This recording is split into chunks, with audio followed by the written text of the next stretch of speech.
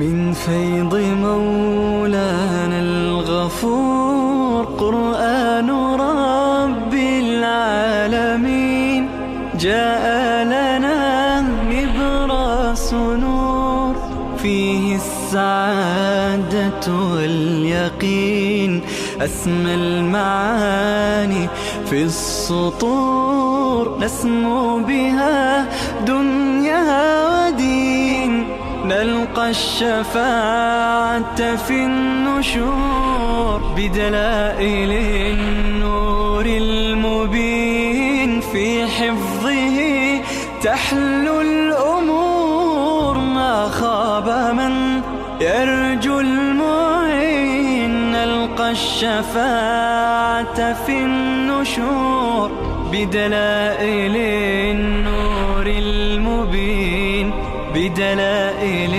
النور المبين.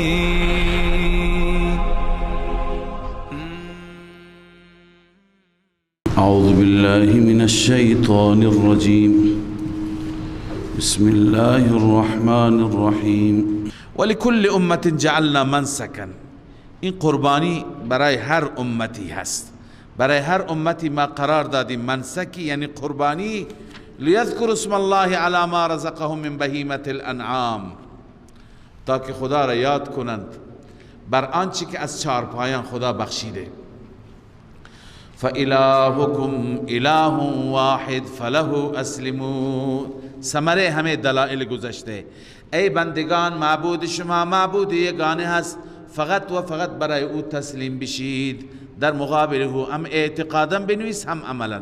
و بشر المخبتین، بشارت مخبتین یعنی کسانی که تواضع میکنند، عاجزی میکنند، تکبر نمیکنند. مخبتین کیا هستند؟ الذين اذا ذكر الله وجلت قلوبهم، آنانی هستند که وقتی الله یاد میشه دلشان میترسد. این کمالات نفسانی یعنی خوف در درونشان هست. والصابرین علی ما اصابهم، کسانی هستند که صبر میکنند، تحمل دارند بر آنچه که به آنان میرسد، هر مصیبتی هر مشکلی برایشان است. والمقیم الصلاة، کسانی هستند که دائما نماز را برپا می‌دارند. و مما رزقناهم ينفقون، و همچنین از آنچه که ما رزق دادیم، این کمالات مالی هست، خرج میکنند در راه الله. اینها هستند. والبدن جعلناها، بحث منسک آمد، بحث روش آمد. هر قومی برای خودش یک نوع مراسمی دارد برای راضی کردن خدا. یکی از اونها همین بیان منظورات الله است. حیوانی که شما نظر میکنید ببرید حرم بکشید. والبدن جعلناها، بدن شتر را میگن، شتری که به عنوان هدیه برده میشه. قرار دادیم ما لکم من شعائر الله، اون را برای شما از شعائر الهی است. لکم فیها خیر، برای شما در اون خیر هست، یعنی منافع دینی و دنیوی هست.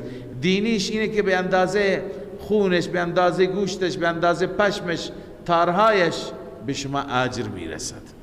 و دنیویش همینه که هم گوشتش استفاده میکنید و میخورید، به دیگران میدهید.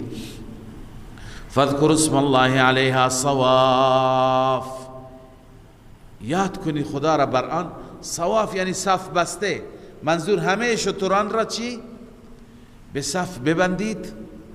فاذا، و بعد همه را چکار بکنید؟ نهر کنید. میدانید که شتر را نمیخوابانند و نهر میکنند، ایستاده نهرش میکنند. خب همونطور که ایستاده است نهر میکنند، اول میزنن رگهایش را از زیر سینه، از زیر گردن فوق سینه چی میکنن؟ قطع میکنند. بعد میافتد. فاذا وجبت جنوبها ای سقطت، وقتی که افتاد بر چی؟ بر جنبش. فکلوا منها، یعنی وقتی که نهرش کردی افتاد، ذبح شد، نهر شد، بخورید از آن. و اطعموا القانع والمعتر، بخورانید، طعام بدید، هم قانع را هم معتر. قانع اون هست که وضعش خوب نیست، وضع مالیش، اما قانع است یعنی سوال نمی کند. معتر یعنی مضطر، مجبور. اونی که مجبور شده میگه به من بده. همیشه در دادن عرض کردم به هر دو باید بدیم، به هر دو گروه، همون هایی که پیش ما میآیند میخواند، هم بقیه را بپاییم که اونها را شرم میکنند نمیان، اون فقرا را هم باید پیدا کرد. کذالک سخرها لکم سخرناها لکم، این گونه ما مسخر کردیم یعنی تابع کردیم اون حیوان را برای شما، لعلکم تشکرون، شاید شما شکرگزاری این نعمت الله باشید. و اصل فلسفه قربانی همون اخلاص است. لن ینال الله لحومها، هرگز به الله نمی رسد گوشت های آن قربانی، ولا دماؤها، و نخونهایشان، ولکن یناله التقوى منکم، اما پرهیزگاری تقوا به الله از شما می رسد. کذالک سخرها لکم، این گونه الله این قربانی را، این شتر را برای شما مسخر کرده، لتکبروا الله علی ما هداکم، تا بزرگی و عظمت و تکبیر الله را بگوید بر آنچه که الله شما را راهنمایی کرده. و بشر المحسنین، بشارت ای حبیب من، مژده بده موحدین را، مخلصین را. المحسنین الموحدین عن ابن عباس، اینا که خالصتا کارشون برای الله هست. ان الله يدافع عن الذين آمنوا، بشارت برای مجاهدین. ببینید ما تا به حال رد شرک فعلی، نفی شرک فعلی و نفی شرک فی التصرف را خواندیم. حال الله عزوجل موضوع جهاد را ذکر می کند. مناسبت اینه که شما توحید را بیان کنید، دلائل رد شرک را بیان کنید، اما اگر نپذیرفتند با اینها بجنگید. آخرین حربه، آخرین تدبیر چی هست؟ جهاد، جنگیدن با کفار. وقتی که بجنگید خدا از شما دفاع می کند. ان الله یدافع عن الذین آمنوا، بدون شک الله دفاع می کند از کسانی که ایمان آوردند. ببینید این اولین آیه هست درباره جهاد نازل شد. هی اول آیه نزلت فی القتال، اولین آیه هست که درباره قتال نازل شد بعد ما نهی عنه فی نیف و 70 آیه. بعد از اینکه در 70 خورد آیه ما خواندیم صبر کنید صبر کنید صبر کنید، آخر الله فرمود جهاد کنید. على ما روى الحاکم فی المستدرک عن ابن عباس رضی الله عنه، روح المانی گفته. خب ببینید این سوره مکی هست. آیا در مکه مگر جهاد نازل شد؟ به این خاطر بعضی از بزرگان گفتن این آیات مدنی است. این آیات مدنی هست. اما بعضی دیگر از محققین معتقدن نه، آیات هم آیات مکی هستند. در مکه مکرمه آیات جهاد نازل شدند، اما برای کسانی که هجرت نکرده بودند برای اونها نه. برای اونهایی که رفتند، از مکه رفتند جاهای دیگر رفتند، اونها گاهی روبرو می شدن با مشرکین، با کفار. الله تعالی بهشون اجازه جهاد داد، چون که شما را همینها بیرون کردند، شما را جلاوطن کردند، با دین توحیدی شما دشمنی کردند. لذا اگر با اینها جنگیدید، هر جا بودید، خدا از شما دفاع می کند. ان الله یدافع عن الذین آمنوا، بدون شک الله دفاع می کند از مؤمنان. ان الله لا يحب كل خوان کفور. علت دفاع چیه؟ چون که الله دوست ندارد هر خیانتکار ناسپاس را. منظور هم المشرکون جلالین، یعنی مشرکان را الله دوست ندارد، شما را در مقابل اونها چی می کند؟ یاری می کند. پس اذن للذین یقاتلون بانهم ظلموا، اجازه داده شد برای آنانی که جنگ میشه با آنان، یعنی شما جنگ نمی کنید، با شما دیگران می جنگند. اجازه داده شد. چی اجازه داده شد؟ بنویسید القتال. نائب فاعل چی است؟ مقدره. اجازه داده شد جنگ، قتال اجازه داده شد. چرا؟ بانهم ظلموا، بسبب اینکه آنان مظلوم واقع شدند. و ان الله علی نصرهم لقدیر، الله این دفع شبه است، یعنی اونها رو به ضعفشون نترسن، الله کمک میکنند. همانا الله بر نصرتشان قادر است. الذين اخرجوا، این بیان مظلومیت است، بانهم ظلمون، به خاطر اینکه مظلوم واقع شدن خدا کمکشون میکند. مظلومیت چیه؟ چه مظلومیتی واقع شدن؟ الذين اخرجوا من دیارهم بغیر حق، آنانی که بیرون کرده شدند، مظلومانه اخراج شدند، من دیارهم، از دیارشان، از شهرهایشان، بغیر حق، یعنی بنا حق، بغیر وجه یستحقون الاخراج، بدون وجهی که استحقاق اخراج را داشته باشند، اونا را بیرون کردند. الا ان یقولوا ربنا الله، هیچی نبود مگر اینکه اونها گفتن ربنا الله، این توحیدی بودند، یک تا پرست بودند، لذا برای اینها اجازه دفاع هست، اینها بجنگند. الان دلیل و حکمت و فلسفه جهاد.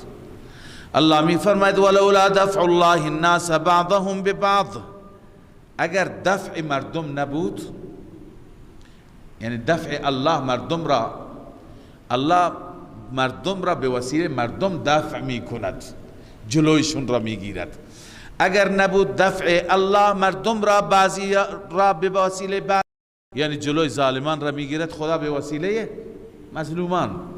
اگر نبود یک کتازی بود در دنیا فقط قدرت ها بودند و بس، اینها هر ظلمی هر فسادی دلشون میخواست میکردند، به برکت جهاد جلو یک کتازی های اونها گرفته شده.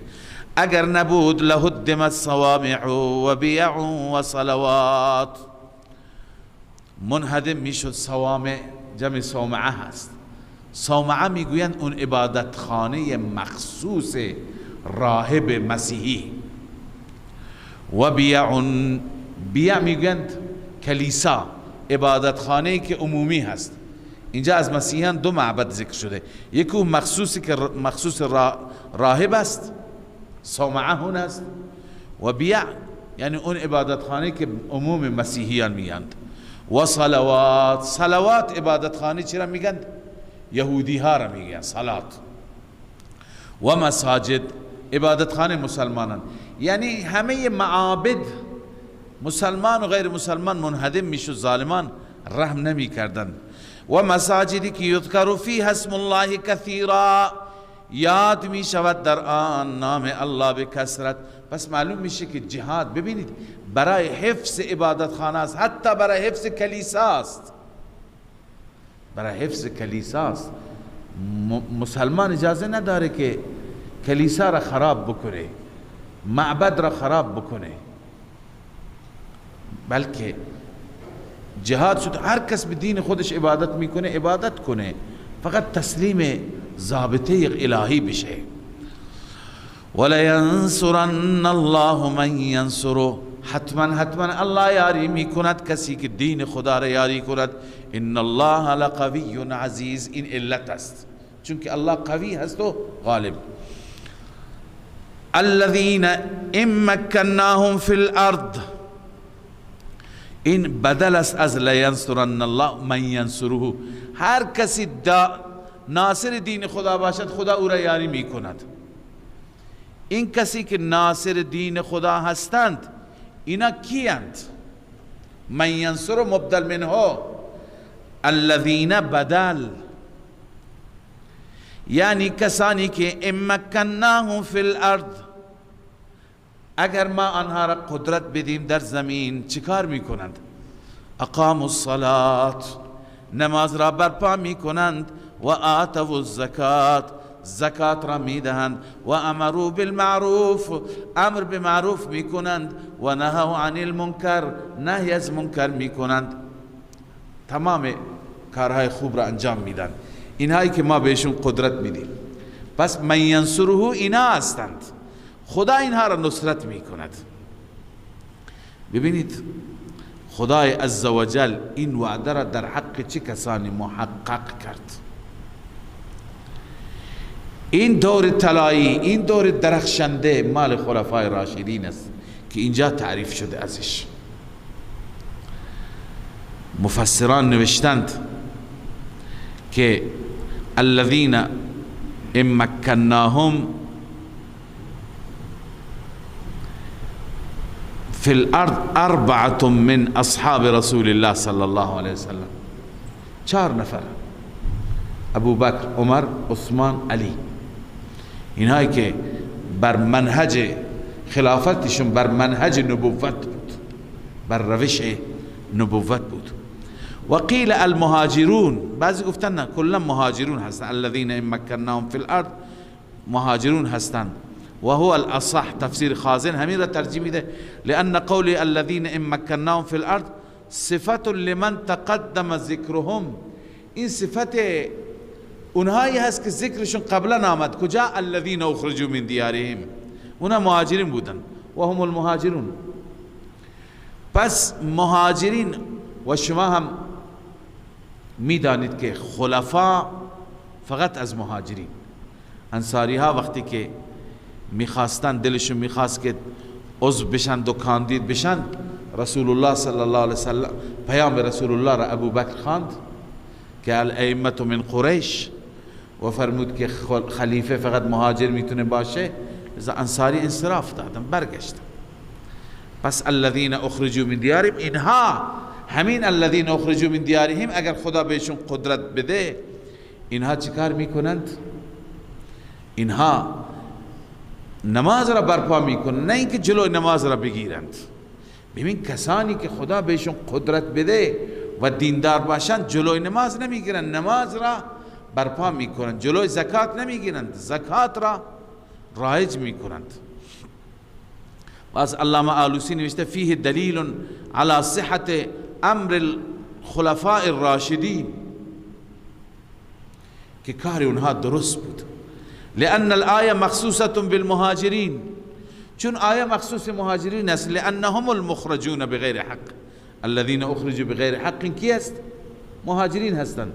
والممکنون فی الارض، همین مهاجرین هستند که خدا اونها را قدرت داد.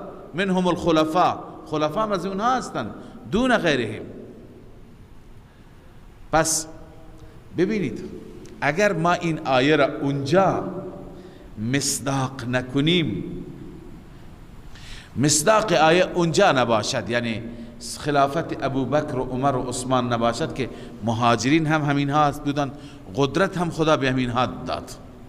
اگر مصداق این آیه اونجا نباشد، شما تمام دنیا بگردید کجا مصداق این آیه هست؟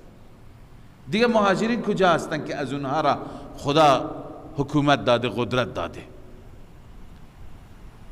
پس علامه آلوسی می فرماید که فلو لم تثبت الاوصاف الباقیه،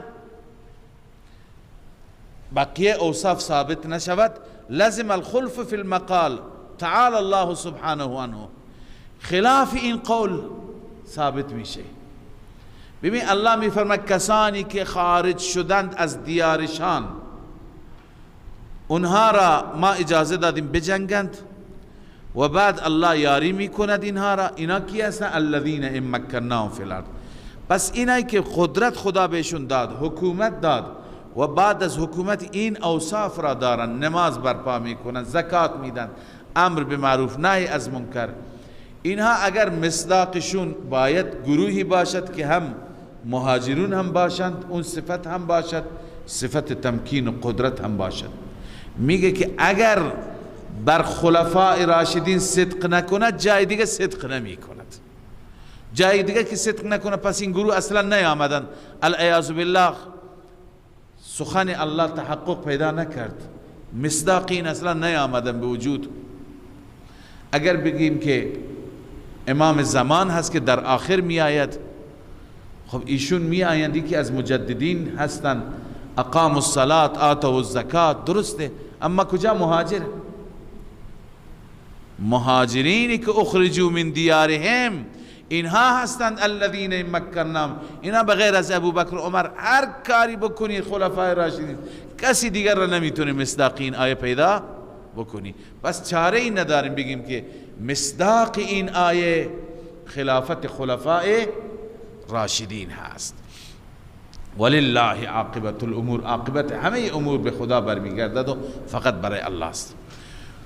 خب بعد از اینکه الله اجازه جهاد داد و وعده داد که قدرت میدهم،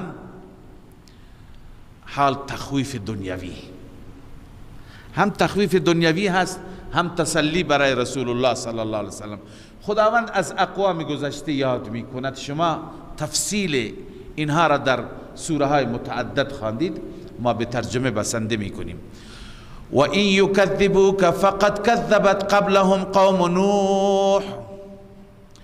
ای پیامبر اگر شما را تکذیب کنند، فلا تحزن، مقدره، غم نخور، ولا تک فی ضیق منه، دل تنگ نباشه. چرا؟ فقد كذبت قبلهم قوم نوح و عاد و ثمود. تکذیب کردن قبل از اینها قوم نوح تکذیب کرد، قوم عاد، ثمود تکذیب کرد، و قوم ابراهیم و قوم لوط. قوم ابراهیم، قوم لوط همه تکذیب کردند، و اصحاب مدین هم شعیب را تکذیب کردند، و کذب موسی، موسی تکذیب شد از جانب قبطی ها. فاملیت للکافرین، بعد از تکذیب من مهلت دادم کافرین را. ثم اخذتهم، سپس آنان را مؤاخذه کردم. فکیف کان نکیر، نکیر من، گرفت من چقدر سخت بود. این استفهام تقریری هست.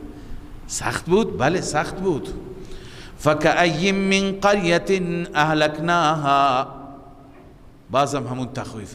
خلاصه این که چقدر از قریه ها را و اهل قریه ها را ما هلاک کردیم، و هی ظالمتون، در حالی که آنان ظالم بودند. یعنی الله در حالت شرک آنها را هلاک کرد. و هی ظالمتون یعنی و اهلها مشرکون، تفسیر مدارک میگه. فهی خاویة علی عروشها، این بیان کیفیت موجوده. امروز نگاه کن ای مخاطب قرآن همون قریه ها را، خاویتون سرنگون شده، افتاده، علی عروشها بر سقف. گفتیم کنایه از چی هست؟ از تخریب کامل. و بئر معطلة، چقدر هستند چاها بیکارند، چاها هستند که صاحبان چاه نیستند آب بکشند. و قصر مشید، چقدر قصرهای محکم هستند که صاحبانشون هلاک و نابود شدند، مردند و رفتند. اینا همه عبرتند، همه درسند. افلم یسیروا فی الارض، آیا اینها سیر نمی کنند، برند بفهمند، گوش باز بکنند، چشم باز بکنند، دلشون بفهمد. آیا سیر نمی کنند؟ فتکون لهم قلوب یعقلون بها، باشد برای آنان دلهایی که بفهمند به وسیله اونا. او آذان یسمعون بها، یا گوشهایی باشد که به وسیله آن بشنوند. فإنها لا تعمل ابصار، فإنها ضمیر قصه است، ای القصه، جلالین گفته قصه این است که لا تعمل ابصار، نابینا نمیشوند چشمان، ولكن تعمل قلوب التي في الصدور، اما نابینا میشود دلهایی که در سینه هاست. قلب نابینا میشه، اینا یعنی نفهمند، نمیفهمند، عبرت نمیگیرند. با وجود این آیات، این نشانات، این نمونه های عذاب، باز هم میگه عذاب کی میاد. و یستعجلونک بالعذاب، باز هم زجر و توبیخ و تخویف دنیوی. الله می فرماید عجله می کنم برای عذاب، در حالی که ولن یخلف الله وعده، در حالی که الله هرگز خلف وعده نمی کند. الله که مقرر کرده، معین کرده، همون روزش میاد. این نیست که عذاب نمیاد، الله تعیین کرده. ولی برای عذاب تلاش نکنند، از عذاب بترسند، چون که روز عذاب و وقت عذاب چنان سخت است که یک روزش به اندازه 1000 سال است در امتداد و اشتداد، در شدت و طولانی بودن. و ان یوما عند ربک، همانا یک روز در قیامت نزد پروردگارت، که 1000 سنة مما تعدون، مثل 1000 سال است از آنچه که شما می شمارید. عذاب چنان است، اینا برای عذاب تمنا نکنند، برای عذاب عجله نکنند، پناه بخواند. و کأی من قریة املیت لها، همان گونه که این اهل مکه را من مهلت دادم، چقدر از اهل قریه ها را که من مهلت دادم و هی ظالمه، آنها ظلم کننده بودند. ثم اخذتها، سپس من آنان را مؤاخذه کردم. و الی المصیر، مرجع رجوع فقط و فقط به سوی من هست، همه شما برگشت میکنیم به سوی من. قل یا ایها الناس، اما ای پیامبر تو به رسالتت ادامه بده، اعلام کن. قل یا ایها الناس، ای مردم، انما انا لکم نذیر مبین، جزی نیست که من نذیر آشکاری هستم، ترساننده آشکاری هستم با این بشارت و این تخویف.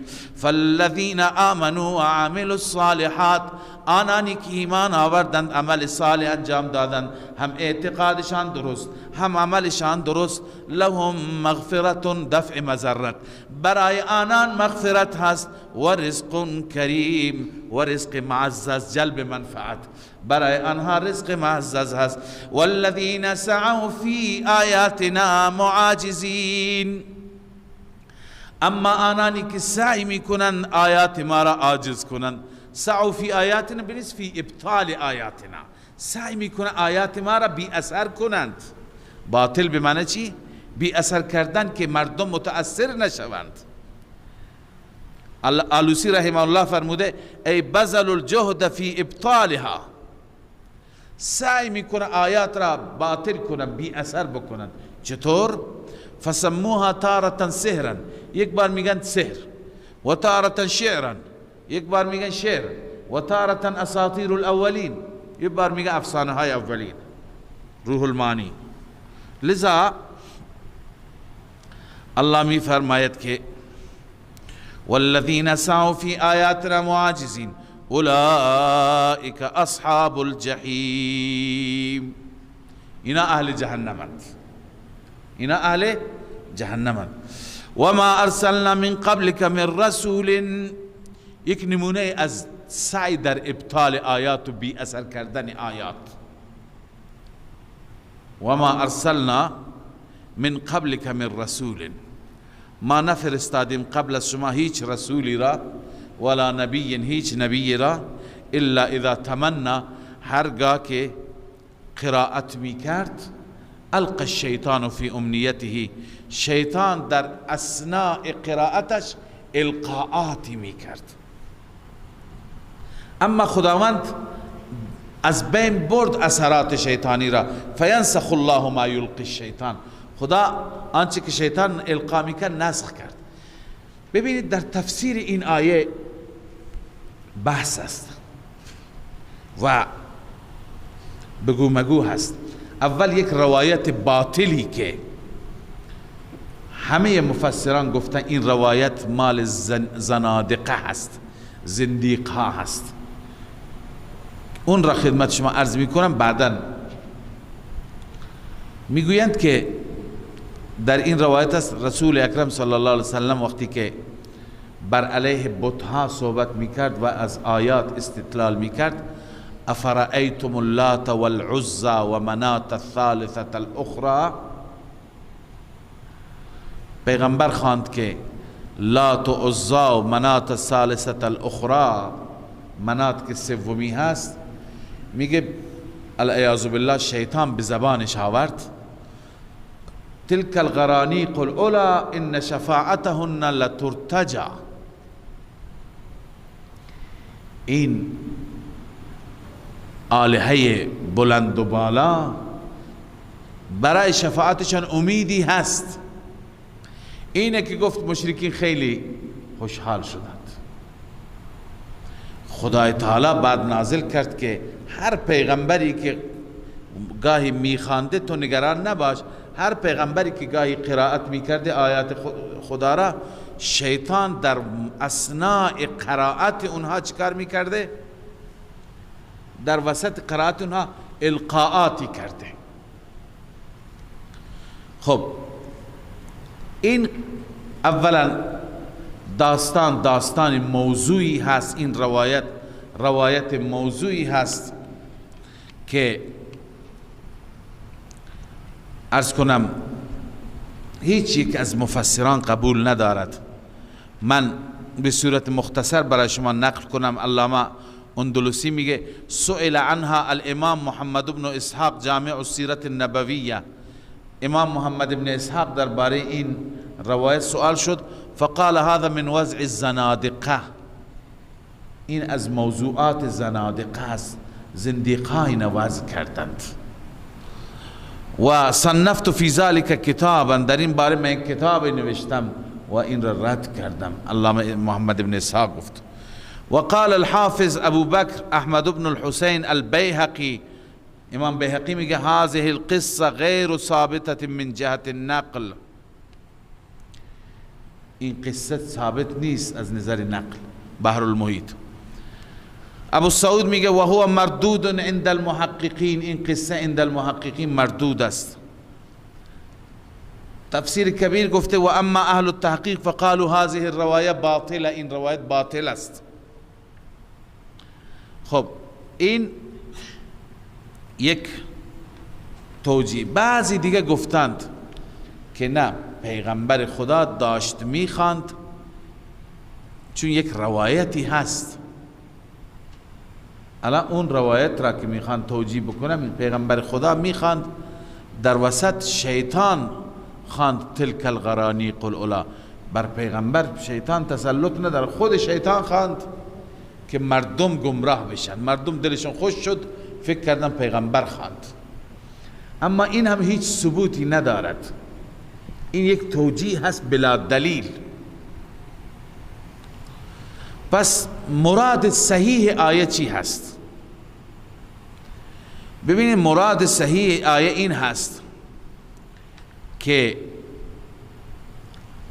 هر وقتی که ما پیغمبری را فرستادیم، نبی را فرستادیم، وقتی که آیات تلاوت میکرد، القى الشیطان فی امنیته، یعنی در وسط تلاوت شیطان القاءاتی در قلوب سامعین داشت.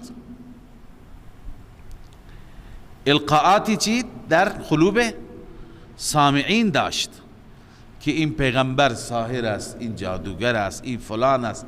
یعنی سعی میکرد سامعین، مخاطبین از قرائت و خواندن اون پیغمبر متأثر نشود.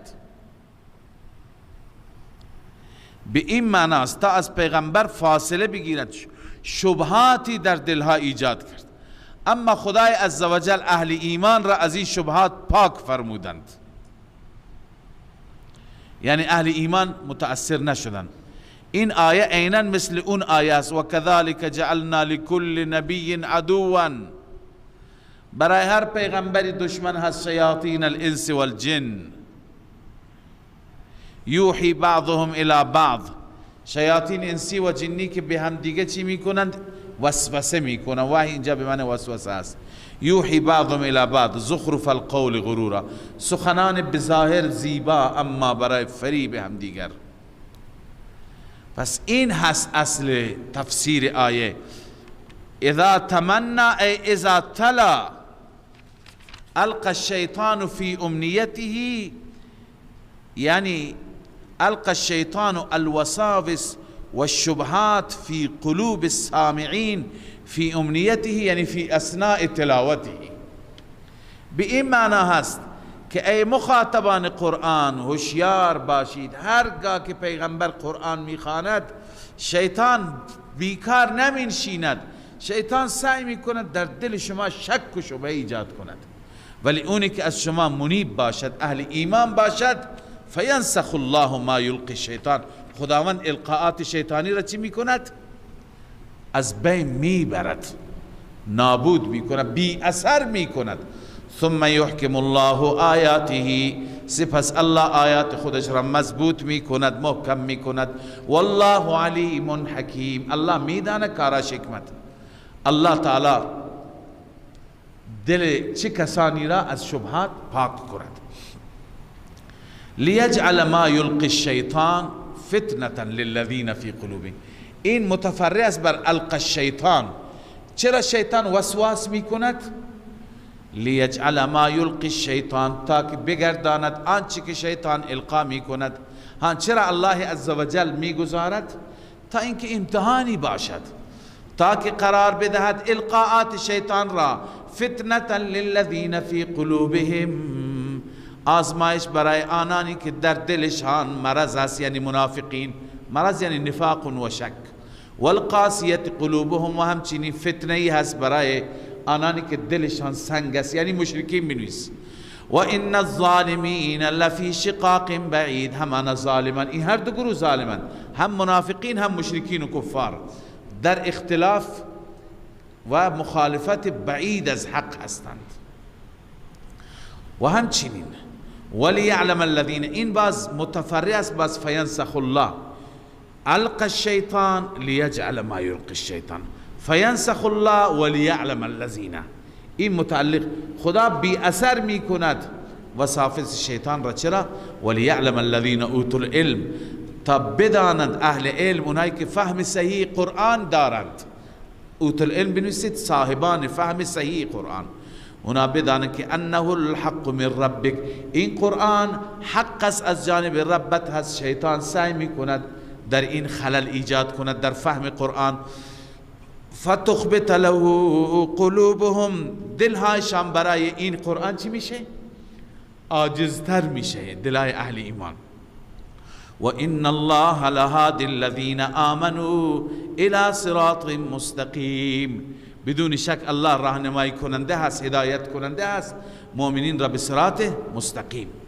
حال تخویف اخروی، ولا یزال الذین کفروا فی مریة منه، همواره کسانی که کفر کردن در شک هستند از قرآن. حتی تأتیهم الساعة بغته، حتی که قیامت ناگهان می آید یا قبل از قیامت. او یأتیهم عذاب یوم عقیم، یا می آید پیش آنها عذاب روز عقیم.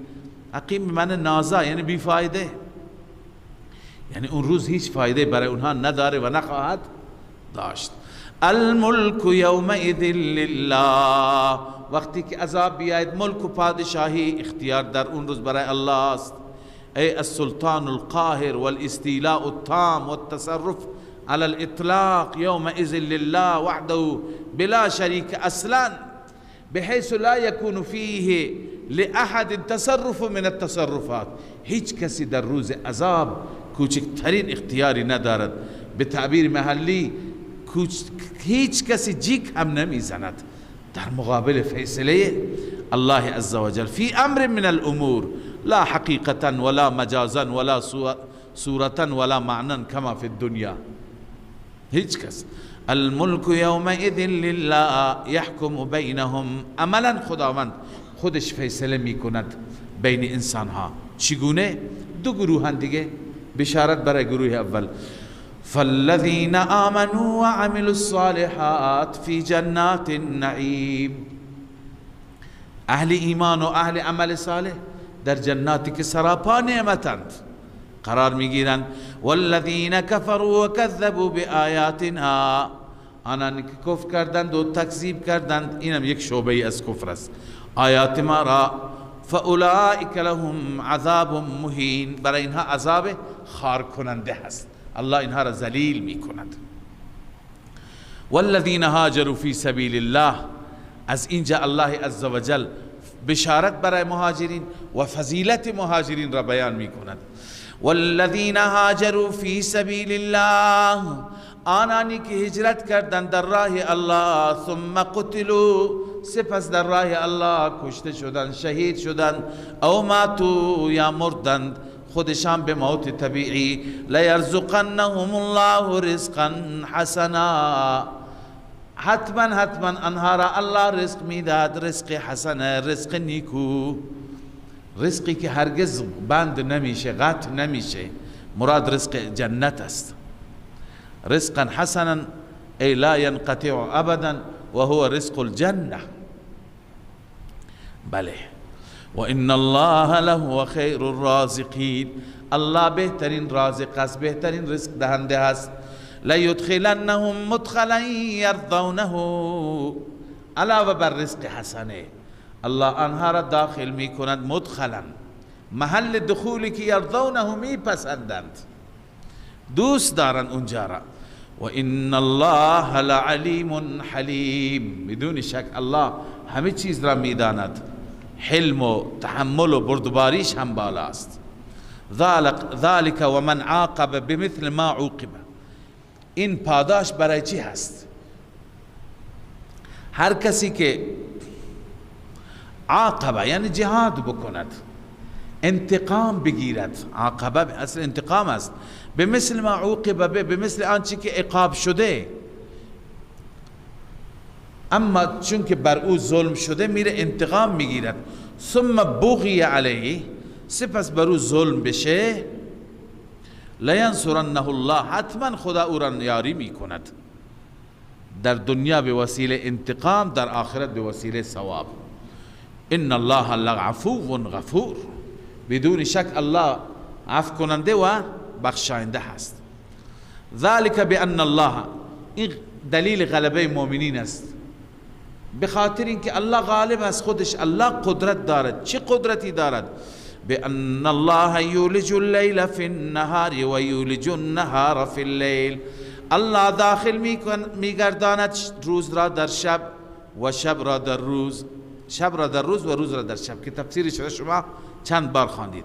و ان الله سمیع بصیر، الله سمیع است، ظالمیت کفار را هم میبیند، بصیر است، مظلومیت مؤمنین را هم میبیند، میشنود و میبیند. ذلك بان الله هو الحق، بازم دلیل غلبه مؤمنین، بدلیل اینکه الله اوست حق، الله حق است، و ان ما یدعون من دونه هو الباطل، معبودان مشرکان اونا باطل هستند. و ان الله هو العلی الکبیر، الله برتر و بزرگ است. لذا برتری الله سبب فتح چی میشه؟ معتقدین میشه، اهل ایمان میشه. الم تر ان الله انزل من السماء، این مجددا دلیل عقلی هست برای اثبات توحید و برای تصرف و اختیارات الله عزوجل. ان الله انزل من السماء ماء، آیا خبرداری که الله از آسمان نازل کرده آب، فتصبح الارض مخضرة، زمین به برکت این آب میشه سرسبز، مخضرة سرسبز میشه. الله آب را نازل کرد. این بهار و این گلستان و گل و سنبل همه به خاطر لطف الله است. ان الله لطیف خبیر، الله لطیف است. لطیف دو معنا ما قبلا برای شما کردیم، یعنی پر لطف، یا اینکه لطیف به معنی اینکه ظرافت ها را هم میداند. خبیر از همه احوال با خبر است. له ما فی السماوات و ما فی الارض، فقط و فقط برای الله است تمام تصرفات آسمانی و زمینی. و ان الله له الغنی الحمید، بدرستی که الله غنی هست، بی نیاز است، الحمید ستوده شده هست، بغیر از او کسی نیست. الم تر ان الله، همه دلائل، این دلائل را شما خواندید، فقط به ترجمه بسنده میکنیم که مقداری عقب هستیم. الم تر ان الله سخر لكم ما فی الارض، آیا خبرداری که الله مسخر کرد برای شما تمام آنچه که در زمین است، همه در اختیار شما. والفلک، و همچنین مسخر کرد برای شما کشتی را، که کشتی تجری فی البحر بامره، در دریا به امر الله جاری است. اینها را الله برای شما مسخر کرد. و همچنین الله بر شما آسمان را فرو نمی ریزد. و یمسک السماء، امساک می کند، نگه می دارد آسمان را، ان تقع علی الارض، اینکه بر زمین بیفتد، الا باذن، مگر به اجازه خدا. ببینید خدا، اینم لطف خداست که نمی گذارد آسمان به سر شما بیفته، شما له بشید. خب مگر بناس آسمان بیفته؟ بله، در حالی که اعمال عباد مقتضی این است. اعمال عباد، این شرکی که بندگان میکنن، این کفری که میکنن، این میطلبد که آسمان بیفته. الله میفرماید ان نشأ نخسف بهم الارض او نسقط علیهم کسفا من السماء، اگر بخواهیم در زمین فرو میبریم یا یک تکه از آسمان بیاندازیم که اینها تار و مار بشن، نابود بشن. پس اعمال شما می طلبد، ولی الله این کار را نمی کنه، لطیف است. و یمسک السماء ان تقع علی الارض الا باذنه. چرا امساک کرده، نگه داشته؟ بدلیل اینکه ان الله بالناس لرؤوف رحیم، بدون شک الله نسبت به بندگان رؤوف است، رأفت دارد و مهربان است. دو تا دلیل خواندی، این سومی و هو الذی احیاکم، الله آن ذاتی است که شما را ابتدا زنده کرد در دنیا، ثم یمیتکم، سپس شما را میراند وقتی که عند انتهای آجالکم، وقتی که اجل شما تمام بشه، زمان مرگ شما فرا برسد. ثم یحییکم عند البعث، سپس شما را دوباره زنده میکند وقتی که وقت بعث و حشر شما باشد. اما ان الانسان لکفور، بدون شک انسان مشرک مراد است، ناسپاس هست. لكل امت، بازم نفی شرک فعلی، ما قبلا هم شرک فعلی نفیش را خواندیم با شرک فی التصرف، هر دو اینجا با این دلایل نفی شرک فی التصرف شروع شد، الان این نفی شرک فعلی است. برای هر امتی جعلنا منسکا، ما قرار دادیم روش قربانی. هم ناسکو، آنها می پیمایند اون روش خودشون را، یعنی بر اون راه می روند. فلا ینازعنک فی الامر، ای پیامبر اینا با شما نزاع نکنند در امر دین. وادعو الی ربک، شما کارت را برس، شما بخوان به سوی ربت، انک لعلی هدی مستقیم، شما بر هدایت مستقیم هستی، این راه شما راه اعتداله. و این جادلوک، اگر با شما بحث کردن جدال کردن، شما بحث نکن. فقل الله اعلم بما تعملون، الله بهتر میدانه اعمالی که شما انجام میدید چه اعمالی هستند. الله یحکم بینکم یوم القیامه، به آنان بگو که الله عملا فیصله میکند بین شما در روز قیامت، عملا فیصله میکند. این به قول علامه اندلسی اینم وعید است، اما بار تعبیر نرم. شما عمل میکنید الله بهتر میداند، ولی الله فیصله میکند. هذا وعید و انذار ولكن برفق و لین. اما وعید و انذار به چی هست؟ برفق و لین هست. بله. فيما كنتم فيه تختلفون، در آنچه که شما اختلاف دارید با ما توحیدی ها، با ما اهل ایمان. الم تعلم ان الله يعلم ما في السماء والارض، این خاصه علمی خداست. خدا فیصله میکنه چون علم دارد، از همه چیز شما با خبر است. آیا نمیدانی ان الله يعلم ما في السماء والارض، الله میداند آنچه که در آسمان هاست و زمین هست. ان ذلك فی کتاب، همه اینها اقوال شما، افعال شما، عمل کرده شما فی کتاب، در نامه اعمال شماست یا در لوح محفوظ، هر دو تفسیر کردن کتاب. ان ذلك علی الله یسیر، ثبت همه اینها، نوشتن همه اعمال شما در لوح محفوظ یا در نامه اعمال شما آسان است.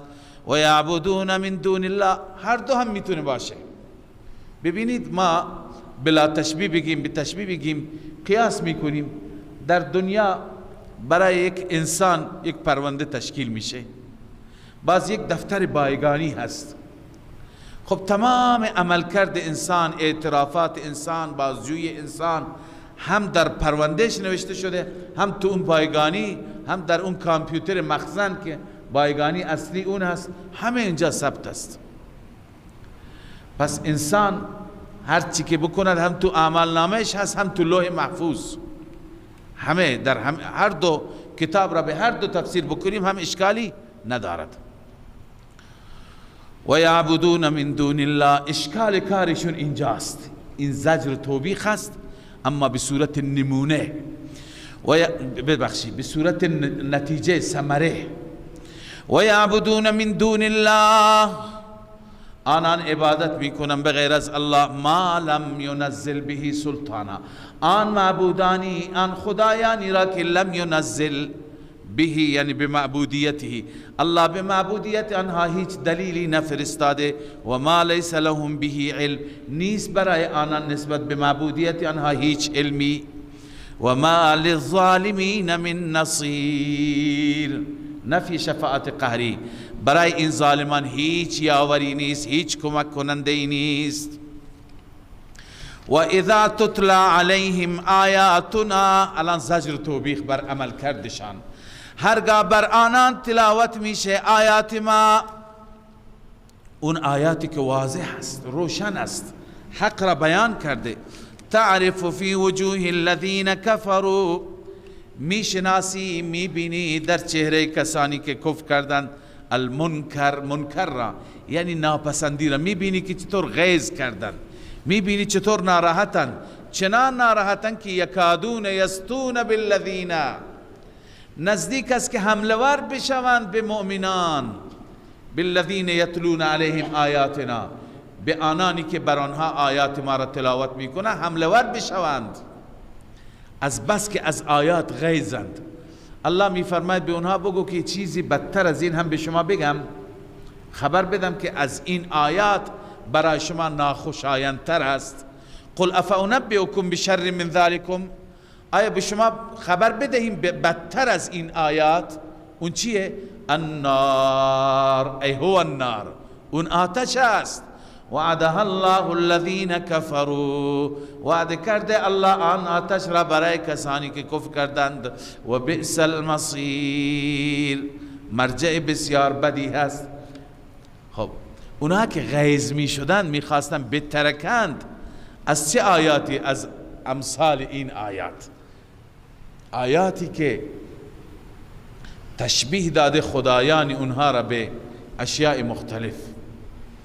اینجا مثلا میگه خدایان شما یک مگس نمیتونن پیدا کنند، خلق کنند. خلق مگس به جای خود به اندازه یک مگس زور ندارند، قدرت ندارند. حتی اگر مگس بیاید از اون حلواها و از اون آش و حلوایی که جلوشون گذاشته از اونها بردارد، نمیتونن بگیرند از مگس اون چیزی که به دهن گرفته، یعنی چنان بی قدرتند. الله می فرماید یا ایها الناس ضرب مثل، ای مردم مثالی برای شما بیان شده، فاستمعوا له، گوش کنید آن مثال را، از ته دل بنویس.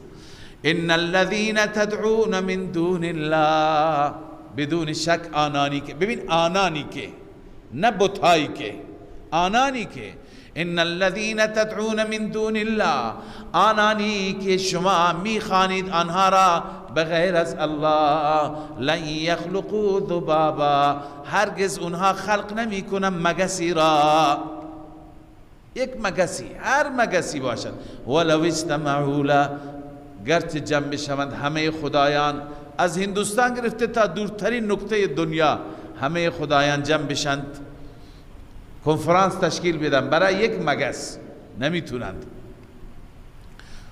خلق مگس به جای خود. و این یسلبهم الذباب شیئا، اگر سلب کند بگیرد مگس از آنان چیزی را، لا یستنقذوه منه، نمیتوانند از او پس بگیرند، از مگس اون را بگیرند بستانند، نمیتوانند.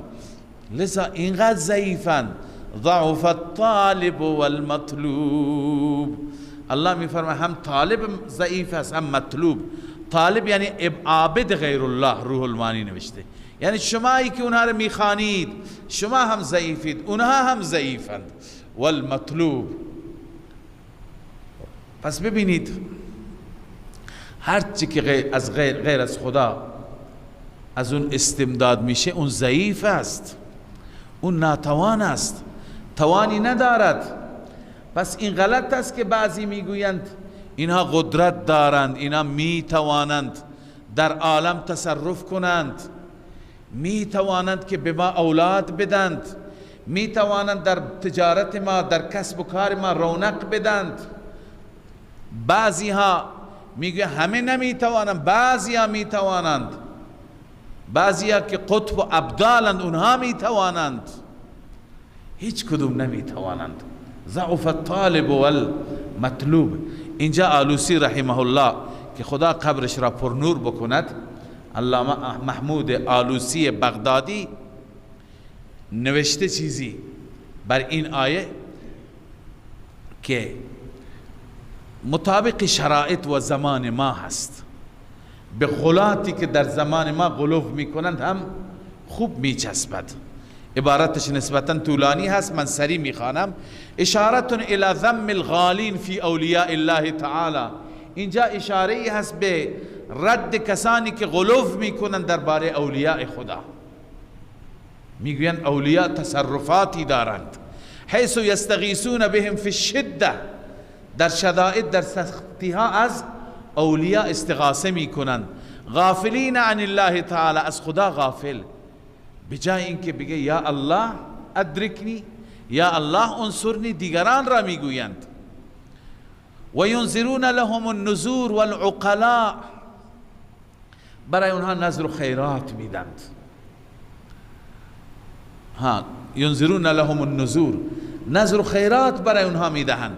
والعقلاء منهم یقولون انهم وسائلنا الى الله تعالی، بعضی که عاقل تر و فهمیده تر هستند اونها میگه اینا معبود ما نیستن، اینا وسیله اند. انهم وسائلنا الى الله تعالی. اما الله میفرماید، ببخشید آلوسی میفرماید تو این شک نکن که این افراد شبیه ترین افراد به مشرکان مکه هستند. مشرکان مکه همینو میگفتند. ولا يخفى انهم في دعواهم اشبه الناس بعبدة الاصنام، مخفی نیست که اینها با این ادعایشون شبیه ترین مردم به عابدان بتها هستند. اونا چی میگفتند؟ القائلین انما نعبدهم لیقربونا الی الله زلفا، آنها میگفتند ما پرستش میکنیم تا ما را به خدا نزدیک کنن، وسیله همینه. و منهم، بعضی دیگه ببینید، و منهم من یثبت التصرف لهم جمیعا فی قبورهم، بعضی میگه همه اولیاء در قبورشان تصرف دارند، همه به ما اولاد میدند، همه مشکل ما را حل میکنند. والعلماء منهم، اونایی که عالمتر هستند میگن نه، همه نه. یحصرون التصرف فی القبور فی 4 او 5، میگن فقط 5 نفر یا 4 نفر از اولیاء الله هستند، اونها میتونن، مثلا شیخ عبدالقادر جیلانی و بایزید بستامی و چند تا را نام میبرند، فقط اینها میتوانند. حضرت آلوسی میفرماد و اذا طولبوا بالدلیل، هر وقتی از اینها دلیل بخواهیم، قالوا ثبت ذلك بالکشف، برای ما با کشف ثابت شده، یعنی برای ما کشف شده، خدا برای ما روشن کرده، واضح کرده. کشف و کرامت همینه که اینها میتونند.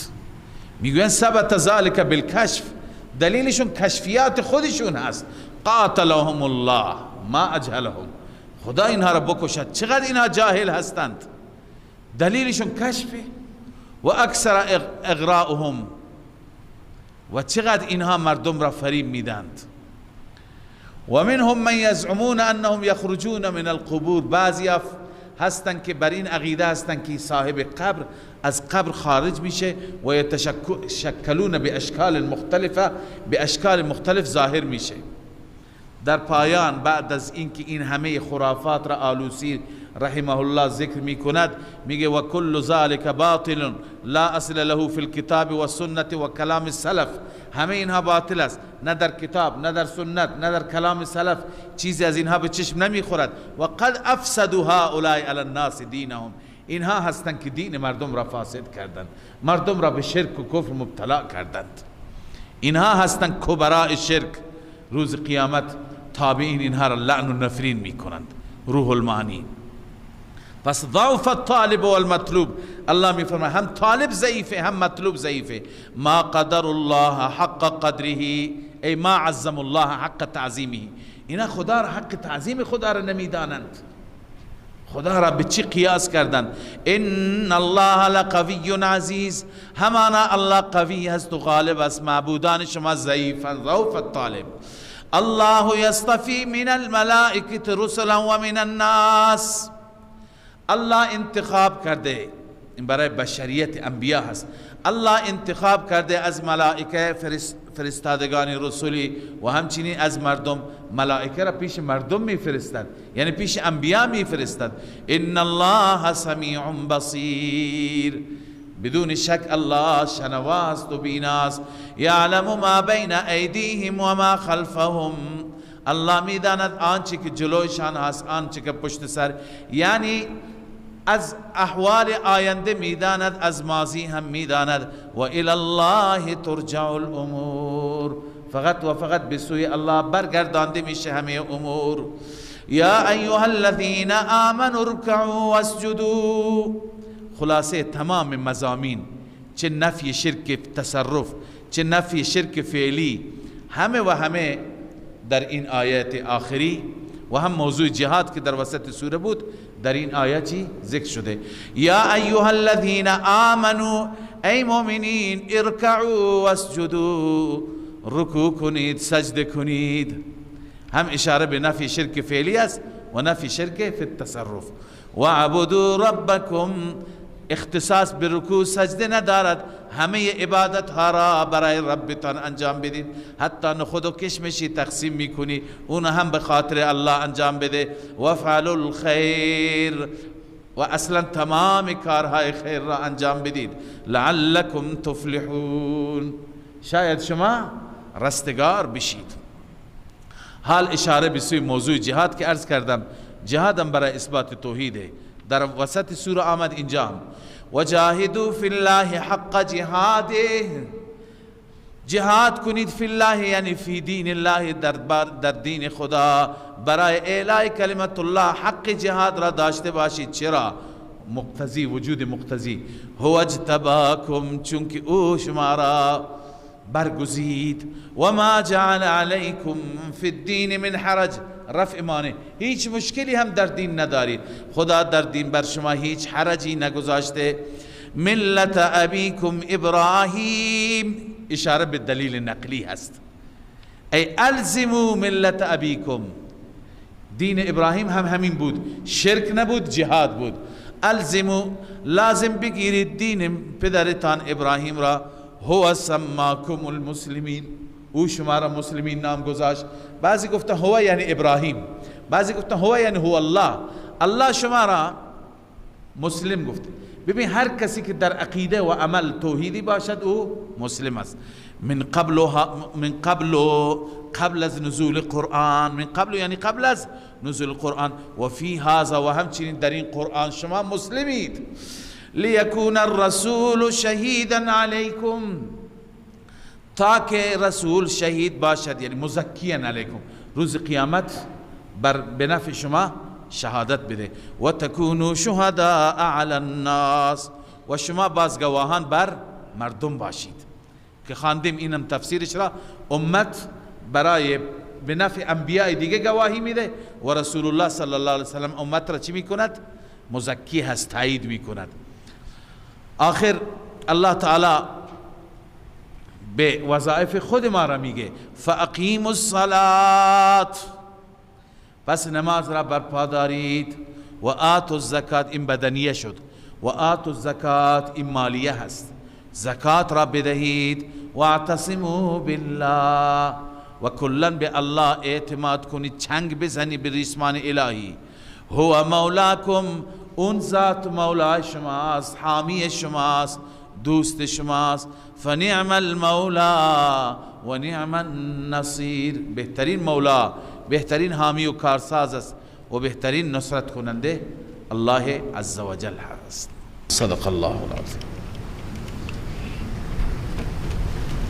من فيض مولانا الغفور قرآن رب العالمين، جاء لنا نبراس نور فيه السعادة واليقين، أسمى المعاني في السطور، نسمو بها دنيا ودين، نلقى الشفاعة في النشور بدلائل النور المبين، في حفظه تحلو الأمور، ما خاب من يرجو نرجو المعين نلقى الشفاعة في النشور بدلائل النور المبين بدلائل